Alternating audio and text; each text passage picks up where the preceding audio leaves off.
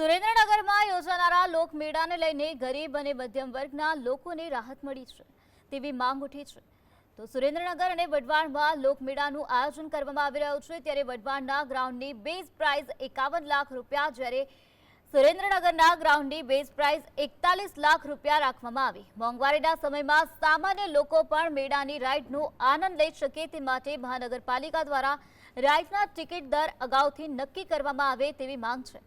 ખાસ કરીને એક રાઇડની ટિકિટનો દર 50 રૂપિયા રાખવાની માંગ કરવામાં આવી।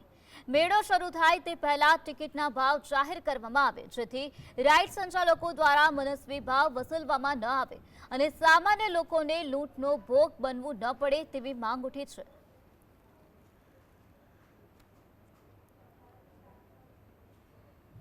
કલેક્ટર સાહેબ કે માનનીય જે કાંઈ હોય તે વ્યક્તિ આની અંદર કોઈ પણ ચગદોડ હોય કે કોઈ પણ મોતના કૂવા હોય કે કોઈ પણ ફજર ફારકા હોય એનો પહેલેથી ભાવ બંધારણ રાખવો જોઈએ અને ફિક્સ ભાવ બંધારણ રહેવો જોઈએ। વિડીયો સીસી કેમેરાથી એનું ચેકિંગ થવું જોઈએ। આમાં સરકારી કર્મચારી 2 દિવસ રજા ઉપર ઉતરી જાય છે અને ચગદોડવાળા મન ફાવે એમ ભાવ લઈ લે છે, તો આવા ભાવ ન રહેવા જોઈએ। આને સ્પેશિયલ ટીમ રાખવી જોઈએ, ક્યાં ભાવ વધે છે ક્યાં ઘટે છે